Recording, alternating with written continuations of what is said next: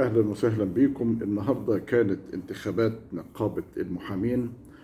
آه، سقط فيها سامح عاشور ونجح بموقع النقيب عبد الحليم علام.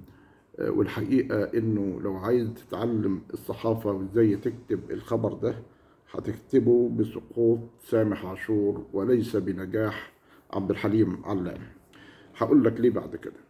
يعني باعتبار أنه العنوان الأكثر إثارة في هذه الانتخابات هو سقوط سامح عاشور مرشح السلطة. طب الثاني مرشح المعارضة مثلا لا سمح الله؟ لا إطلاقا، مش مرشح المعارضة.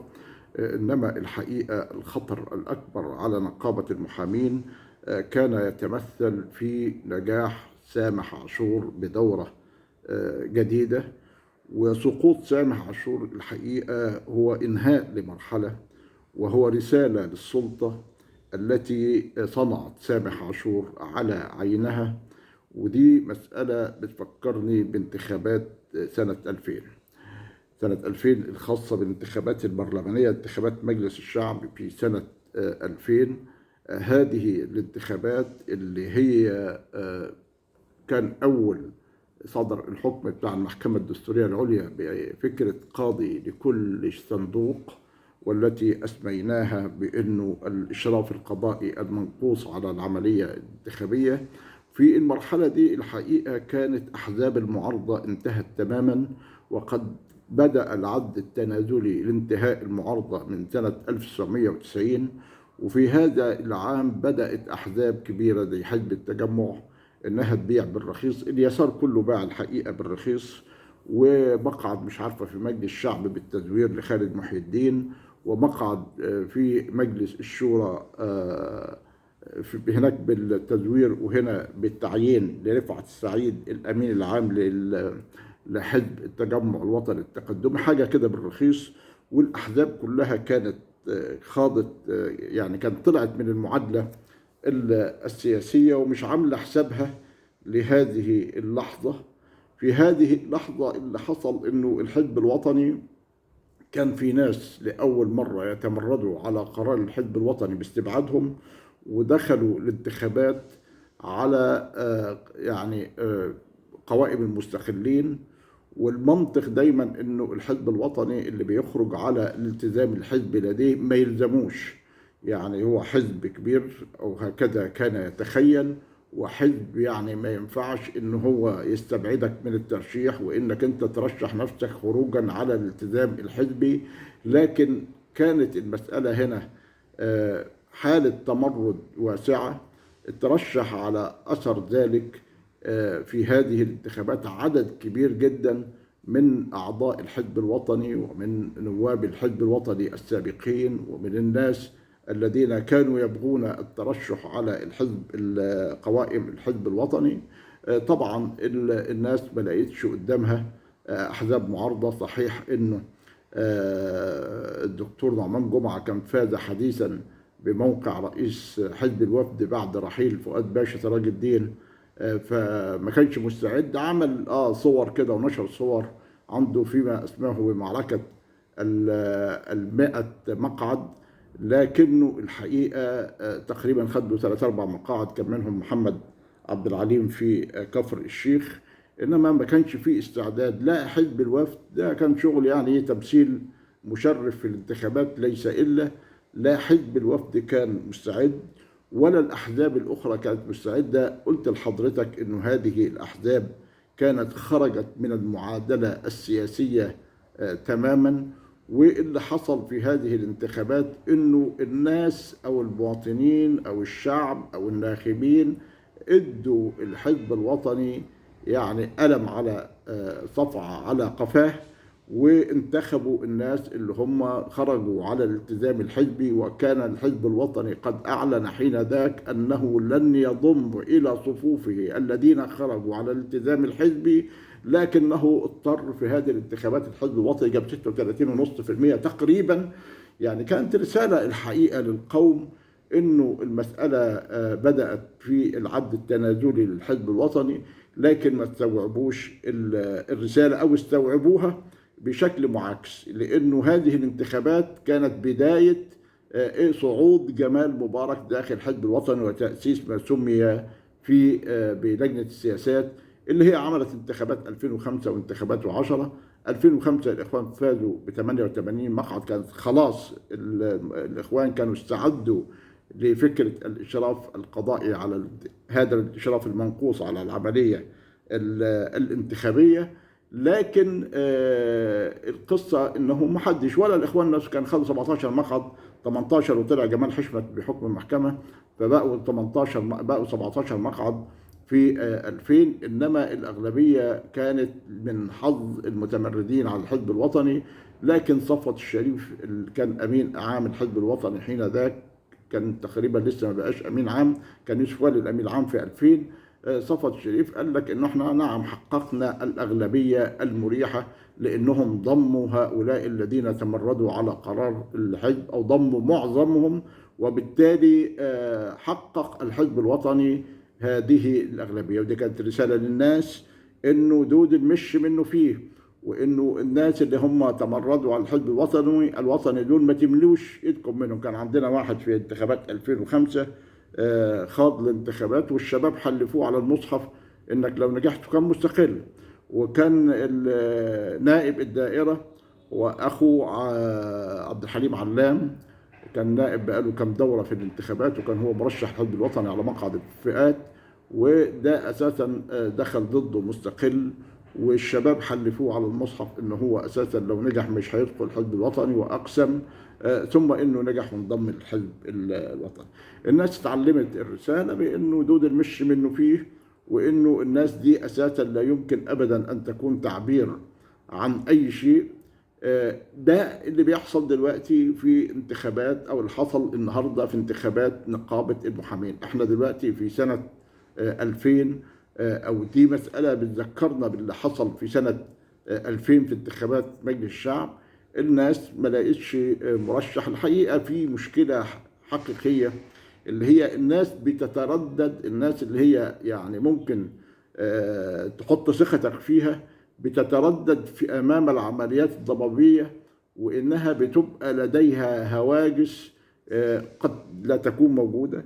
ما كانتش موجوده في 2000 اهو، وما كانتش موجوده في انتخابات نقابه المحامين وفي نقابه الصحفيين. يا جماعه يا خلق، يا انتخابات اللي حصلت في مارس من العام الماضي، يا جماعه يا خلق يا عالم يهو، ما يصحش انكم تسيبوا، يعني حتى على الاقل خالص تنكفوا، يعني ادخلوا ونكفوا في المرشح اللي مرشحاه السلطه. ادخل يا فلان. قعدوا يتعزموا الحقيقه على بعض، وفي النهايه اللي دخل الانتخابات كان خالد البلشي، وعمل مفاجأة وفاز في هذه الانتخابات، لأن الكثير من الناس اللي بينتموا إلى القوى الوطنية بيبقى مش واصلهم تغير مزاج الجماهير. فلا هندخل من البتاع ده هو مرشح السلطة وكده كده ناجح، لا ده أساسا مش عارف إيه، ده هم جايبينه وعايزينه، ده هم متمسكين بيه ومش عارف إيه. طب أصل إحنا ممكن يقدموا له امتيازات. يا جماعة، على الناس انها ترصد تغير مزاج الجماهير في مثل هذه المعارك. دخل خالد وحقق المفاجأة ونجح في هذه الانتخابات، وسقط مرشح السلطة سقوطا مدويا. اللي حصل في نقابة المحامين النهاردة هو نفس اللي حصل في ما فيش حد مترشح، يعني لا منتصر الزيات مثلا ترشح، ولا حد اساسا من الاسماء الكبيره داخل نقابه المحامين قدر يخوض هذه المغامره، لانه يعني المستقر عليه انه الا ان السلطه متمسكه بسامح، وهي ابدت الحقيقه تمسكها به بشكل مريب الحقيقه. فخلاص يا عم هو كده كده هينجح. فيجي يعني محمد عبد الحليم علام دخل انتخابات التكميليه المره اللي فاتت ونجح، وبعدين كانت اساسا القصه هنا انه سامح عاشور، يعني شوف المفارقه الغريبه في هذه المعركه الانتخابيه القديمه، اللي هو اساسا انه ترشح سامح عاشور ضد رجائي، او رجائي هو اللي ترشح ضد سامح الحقيقه، باعتبار سامح كان رقيبا للمحامين في هذه الفتره. فرجاء عطية رجاء عطية أساسا بتاع الدولة المصرية وبتاع الحكومة، وكان محامي جمال وعلاء مبارك في معركتهم مع بتاع. إنما في فرق كبير جدا ما بين مرشح اللي هو بيقول أنا ابن الدولة، وقلناها في فيديوهات سابقة، واللي بيكلمك وبيعرض نفسه باعتباره أنه مرشح الأجهزة الأمنية. سامح عاشور الحقيقة منذ اللحظة الأولى لترشحه هو مرشح الأجهزة الأمنية، وهو يعني كانت البداية لما رفعت الحراسة ودخل هو ورجاء عطية هذه الانتخابات. وكان طبعا يعني بالويم كده، الله هو مين أساسا اللي يبقى مرشح السلطة؟ رجاء عطية. ومين أساسا اللي هو مبارك ممكن يكون عايزه ينجح؟ رجاء عطية. ومين اساسا اللي يبصوا على انه ده اساسا المرشح؟ ده الحزب الوطني عمل حاجه ما اتعملش في تاريخ النقابات المهنيه، اللي هو الحزب الوطني اعلن ان مرشحه في هذه الانتخابات اللي هي الاولى اللي بعد الحراسه تقريبا كانت في 2000، ان مرشحه في هذه الانتخابات هو رجائي عطية. يا جماعه ما ينفعش الكلام ده. انما لا، هو ده مرشح الحزب الوطني. انما يعني لما يبقى لك علاقه بالرئيس، انت ما بتشوفش الرئيس كل يوم، او انت مش هتقدر تتصل بالرئيس وقتما تريد. انما الناس اللي هم مهتمين بالملف هم اللي بيديروا هذا الملف، ودول كان عندهم غيه في سامح عاشور ينجح. ليه؟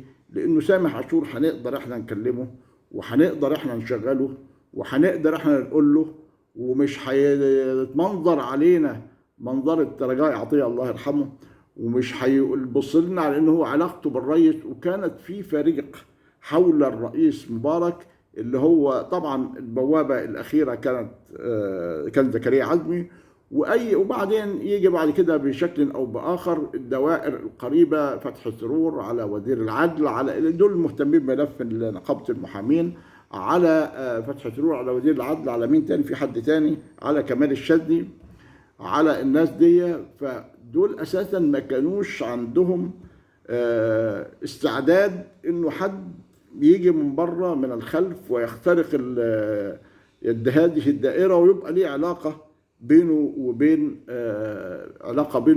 مبارك مباشره. علشان كده كانت مشكلتهم مع الدكتور محمد علي محجوب وزير الاوقاف. كان مبارك بيستملحه، وكان هو بيعمل له برضه افلام كده في ايام المد الثوري الديني اللي موجود في مصر، وده اساسا يعمل له مؤتمرات على مستوى العالم، يجي مؤتمرات اسلاميه دوليه. وهذه المؤتمرات الاسلاميه الدوليه اللي هو اساسا يجيب له شيوخ من كل انحاء المعموره، وبعد ما يخلصوا المؤتمر يروح يسلموا على مبارك، ومبارك يستقبلهم فيدوا له هذا المدد الديني المطلوب في معركته مع الجماعات الاسلاميه. فكان يستملح الدكتور محمد علي محجوب، فعملوا عليه كومبينه وطلعوه من الوزاره. اعتقد احنا اتكلمنا في ده في فيديوهات قديمه، يعني كيف جرى اخراجه من وزاره الاوقاف. اللي حصل انه هذه الدائره مش عايزه حد يبقى علاقته مباشره بالرئيس، ورجاء عطيه كعبه كان عالي عليهم، ولاجل هذا وكان غشيم، كان فيه حته غش من رجاء عطيه. فبناء على ذلك طب يعملوا ايه؟ المبارك عايزه والحزب عايزه والحزب اعلن ان هو عايزه، ما هم دول الحزب ماشي. انما ممكن ده يكون برضه في اطار فكره انه احنا نحرقه. كان بين رجاء عطيه وما بين الاخوان في الوقت ده في تحالف، وبعدين يجوا هم وبظل هذا التحالف يتم القبض على مختار نوح، ويتم القبض على خالد بدوي اللي هم ممثلي الاخوان في نقابه المحامين في هذا الترشيح، اللي هم عاملين التحالف مع رجاء عطيه. يتم القبض عليهم واعتقالهم، وبعدين ما يعرفش رجاء عطيه بكل نفوذه ان هو يزورهم، انما يمكنوا سامح عاشور من انه يزورهم في السجن. وبعد ما يزورهم سامح عاشور في السجن، كانوا قبل ما يزورهم سامح عاشور غرقوا لهم الزنازين، فيروح سامح عاشور وهو مرشح يعني انت مجرد مرشح تروح تقابلهم ليه؟ يعني زي يفتح لك ابواب السجن عشان تروح تقابلهم في الوقت ان المرشح المنافس له لا يمكن من ذلك. بس دي كانت الخطه.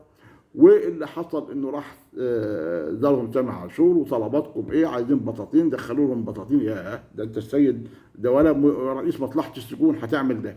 وانتوا عايزين كذا، وانتوا عايزين بتاع، دخلوهم بطارين الى نشفوا الميه اللي عملتوها له. ما يصحش يا جماعه تعاملوا الساده المحامين بالطريقه دي. فلا، تحت امر حضرتك، تحت امر حضرتك. فبدت الرساله هنا واضحه بانه لا، ده هو ده المرشح. يعني مش بس المساله يا جماعه ما كانتش محتاجه كل هذا العنف، كان يمكن ادارتها اداره سياسيه. انما بقى الامن وما يريد اللي هو اساسا لازم يستخدم معاك الصدمه والرعب علشان خاطر يوصل لك هذه الرسائل. كلنا الحقيقه اتخدعنا في فكره ان سامح عاشور ده مرشح لاستقلال النقابي والبتاع، وما كناش طبعا مستوعبين انه لا، يعني ده اساسا بتاع مبارك صحيح، بس هو مش هيقابل مبارك كل يوم.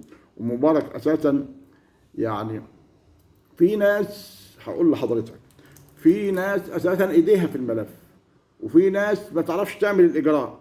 بمعنى المرحوم طلعت السادات كان احد المتنازعين على رئاسه حزب الاحرار، وبعدين ارهق الحقيقه جمال مبارك بالتلسين، وارهق احمد عز بالتلسين في مجلس الشعب. فاحمد عز قابله وقال له انت عايز ايه؟ قال له عايز رئاسه الاحرار. فقال له طيب تبقى رئيس الاحرار، واحنا هيخس علينا ايه في الموضوع ده؟ بس ده اساسا احمد عز ما يعرفش يعمل الاجراءات. مين الاجراءات اللي عنده الاجراءات؟ عند الامن وعند صفوت الشريف. الحق يا اللي بتلحق قبل ما احمد عز يفرض طلع السادات نعمل ايه بتاع. وراحوا فارضين هم حد اساسا تبعهم، لانه الملف في ايد الناس دي اللي بتشتغل على الارض. والجماعه دول الوافدين على الحزب الوطني وعلى الحياه السياسيه، احمد عز وجمال والذين معهم دول اساسا مش بتوع اجراءات، ما يعرفوش يعملوا الاجراء. عايز تبقى ما تبقى يا اخي، احنا ما فيش اي مشكله بالنسبه لنا، هي ما تتحلش كده يا كباتن. انما تيجي المساله هنا انه لا، احنا عايزين بقى سامح عاشور هو اللي ينجح. واحنا بقى متصورين انه سامح، انا الحقيقه يعني من اكثر من 30 سنه وانا متابع لتفاصيل نقابه المحامين، ولان بدات حياتي الصحفيه بغطي النقابات وانشطتها. لكن تحول الامر بعد كده الى انه انا متداخل في عمليه المتابعه، وما كتبته في ضد الحراسه القضائيه التي فرضت على نقابه المحامين طوال فرضها من مقالات الحقيقه يصلح الى كتاب من القطع الكبير. لكن هذه الانتخابات الحقيقه ما تابعتهاش تفاصيلا ولا موضوعا ولا رؤوسا، غير ان انا عرفت دلوقتي بخبر سقوط سامح عاشور. سامح عاشور جه دمر نقابه المحامين. وانا مش هتكلم الحقيقه في ملف الفساد اللي هم بعض المحامين اتكلموا فيه، وتقريبا بعضهم هدد باللجوء الى النائب العام، مش هيعمل حاجه. وبعضهم قال ان هو هيرفع قضايا وهيعمل بتاع، مش هيحصل اي حاجه، لانه عمل سامح عاشور ميليشيا داخل النقابه، في قطاع مستفيد من وجوده، فلوس وعلاج وادويه وبتاع واعانات وبتاع، ومكتبي حصل له مش عارف ايه. دي كان شكل ميليشيا. الميليشيا تردع اي حد اللي هو اساسا يجي يتكلم في اي حاجه لا يريد سامح عاشور ان هو يتكلم فيها. نقابه المحامين دي الحقيقه هي نقابه المحامين وليس نقابه الصحفيين، التي كان اسمها او اللقب بتاعها هي قلعه الحريات. نقابه الصحفيين ماتت نقابه المحامين بفضل او بعدم فضل بقى، يعني ماتت نقابه المحامين بسبب سامح عاشور، وخرجت من الخط الوطني، وخرجت من خط النضال السياسي، وخرجت من اي حاجه تجعلها لها صله بنقابه المحامين التي نعرفها جيدا. اللي حصل هنا انه نقابه الصحفيين رفعت الرايه، وسلالمها الحقيقه التي تحولت الى منبر للنضال ضد مبارك بدايه من 2003 تاسيس حركه كفايه، الى ان قامت الثوره الحقيقه هي التي جعلها تنتزع انتزاعا. هي ما انتزعتش ولا حاجه، هي لقت يعني قلعة مسمى قلعة الحريات مرمي على الأرض خدته، فبقت نقابة الصحفيين هي قلعة الحريات بدلا أن كانت نقابة المحامين. سامح جرف النقابة ودمر النقابة، والسلطة كانت في خدمته على الدوام، وهو كان في تجريفه وتدميره أسوأ. اوعى يعني اوعى في يومك من الأيام إنك أنت تستند على يساري، لأنه اليساري ما تعرفش زايد عليه حتى، يعني ما تعرفش تقول له لابد ان تكون النقابه، هيقول لك دي لعبتنا. يعني ما تعرفش. كان زمان حد زميلنا يعني اختلف معاهم كان صحفي في الاهالي، واختلف معاهم وبتاع على حاجه وبتاع، فقال لهم انا مضرب. ف فحد من الزملاء اليسار رحت له انا يومها يعني، فحد قال له الاضراب ده لعبتنا احنا، يعني ما حدش يزايد علينا بيها. فانت وبعدين تلاقيهم عاملين ثقافة الأقليات. بمعنى إيه؟ بمعنى إنه حد مثلا يساري مخبر، التاني ما يهاجموش ويبقى مثالا للاستقامة. يعني رفعت السعيد باع اليسار المصري قطاعي وجملة وقطاعي وبالتجزئة، وده كله ايه؟ مقعد في البرلمان مش عارفة ليه، وكام واحد، والمطبعة بتاعت مروفتلي كان مطبعة مديها لهم الحزب، كان مديها لهم الروس على انها للتجمع، بس هو المطابع حضرتك يعني التمويل حضرتك لما هيدخل لافراد مش هيدخل لمؤسسات. فدخل فبقى المطبعه باسم خالد محي الدين ورفعت السعيد، وخالد محي الدين رفعت السعيد ويحيى الجمل. فجه يحيى الجمل ساب التجمع، فالجماعه شطار قال لك نديله نصيبه في المطبعه، فتحولت المطبعه بهذا الشكل الى ملكيه خاصه. ده احنا دفعنا فيها ليحيى الجمل عشان نعمل له عمليه تخارج، وهذه المطبعه بقت انها اسمها مطبعه الامل بعد ذلك، بعد ما كانت مطبعه مروفتلي. فاللي حصل هنا انه كانوا ياخدوا كتب وزاره الثقافه يطبعوها مش عارفه ب5 مليون في السنه، و2 مليون من كتب وزاره يعني كلام في النهايه يعني بيع بالرخيص يعني. فانما في المقابل ما تلاقيش حد يساري يهاجم رفعت السعيد ويقول له انت بتعمل ايه. يعني واحد مثلا بحجم احمد نبيل هلال المحامي رحمه الله عليه، وده واحد من الناس الذين يمثلون الاستقامه السياسيه زي ما ورد في الكتاب، انما ما يتكلمش عن رفعت السعيد باعتباره بيبيع ولا بيروح ولا بيجي ابدا خالص. هم ما بيقفوش ضد بعض، وسامح عمل ده وما تلاقيش حد قدر يزايد عليه، ولا حد منهم قدر يقول لك الناصري الذي باع نقابة المحامين للسلطة ودمر النقابة وجرفها وأخرجها. فأنت مش هتعرف تسلك معاهم في مواويل المزايدات السياسية. ده دول أساس المزايدة السياسية والانتهازية السياسية، وتيجي تزايد عليه يزايد عليك، تقول له انت بتاع سلطه يقول لك ايوه انا بتاع سلطه، يا مخبر يقول لك ايوه انا مخبر. فايه ده يعني؟ ده انت بتتعامل مع واحده شلق في حي شعبي. فبهذا المنطلق انه سامح قدر يعني الجماعه اللي هم اليسار لما يفجروا بعيد عنك وعن السامعين ما تعرفش تلمهم ولا تعرف تسيطر عليهم ولا تعرف تفرض عليهم. النقابه اللي هي كانت ايام عبد العزيز الشربجي وايام البرادر ابو البرادر اللي ملوش اي لازمه ده، وايام احمد الخواجه. حتى يعني احمد الخواجه يعتبر يعني مرتبه ثالثه بعد الناس، مرتبه ثانيه بعد الناس دي.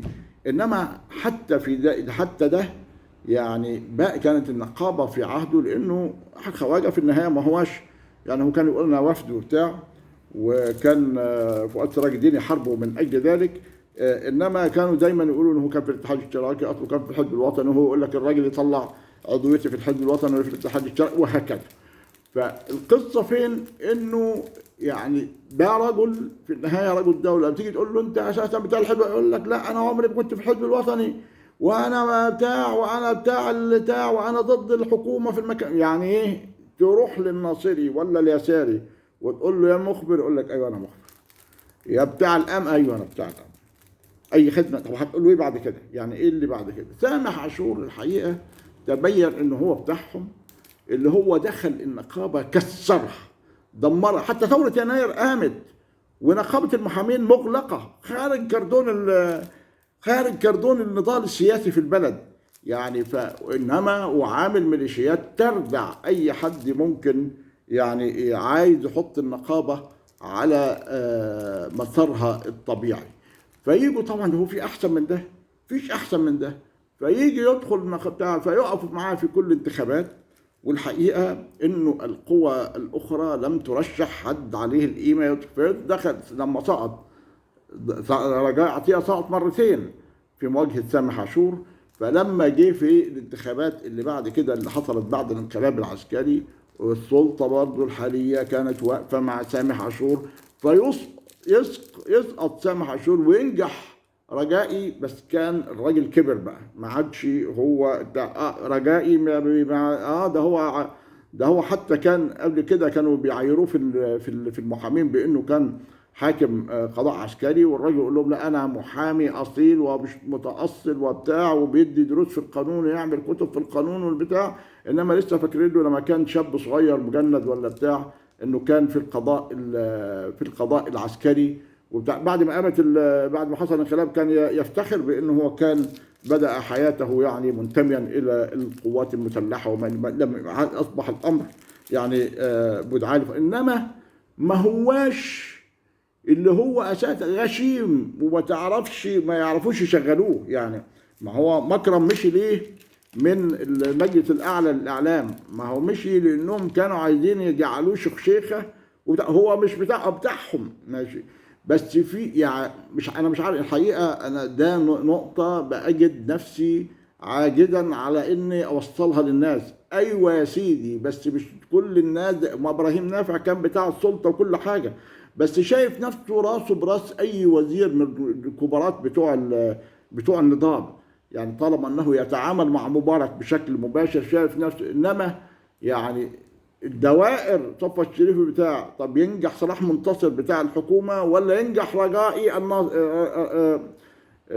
جلال عارف الناصري؟ لا، ينجح جلال عارف الناصري، عشان ده في النهايه ما عندوش سندة لدى السلطة، فهيبقى علاقتي بيه جيدة. ولأول مرة في تاريخ نقابة المحامين الصحفيين إنه صفوت الشريف يطلع على منصة النقابة فيما عرف بالمؤتمر العام الرابع تقريبا، كان في 2004. فطلع لانه كان جلال عارف اللي هو مرشح، كان نقيب الاستقلال النقابي، كان نقيبا للصحفيين في ذلك الوقت. ابراهيم نافع ما طلعوش المنصه ابدا نهائي، ما طلعلوش، يجي يقعد في القاعه زي الضيوف لعل الموضوع يبقى مفهوم. رجاء بتاعهم كل حاجه ومع الانقلاب وكل شيء، وهاجم الاخوان وكل حاجه، والاخوان كانوا حلفاء وخانوه وهو خانهم. يعني في كل هذا الكلام، واستدعى التاريخ القديم. وسامح عاشور كان بيلقح عليه بانه كان متحالف مع الاخوان، وهو يقول لسامح ده انت اللي اتحالفت مع، يعني الكلام ده كله. انما في نهايه الامر لدى السلطه مين اللي فرخه بكشك؟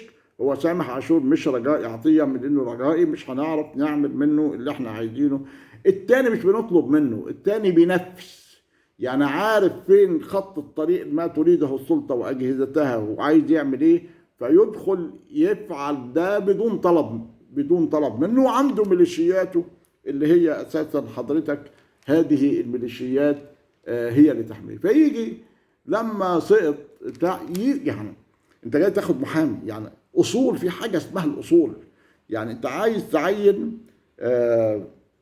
حد في مجلس النواب، تاخد واحد المحامين ضنوا عليه عينوه في مجلس الشورى، تاخد واحد ما اسمه مجلس الشيوخ دلوقتي، تاخد واحد المحامين ضنوا على هؤلاء عليه هو بثقتهم. ازاي الكلام ده كله يحصل؟ يعني انما راحوا معينه كما لو كان داخل دور عند مع الناس. يعني سقطوه في الانتخابات، انا هعينه في مجلس الشيوخ. عين سامح عاشور في مجلس الشيوخ، وجات ما كملش رجائي عطيه دورته وتوفاه الله. فلما توفي خلاص في انتخابات،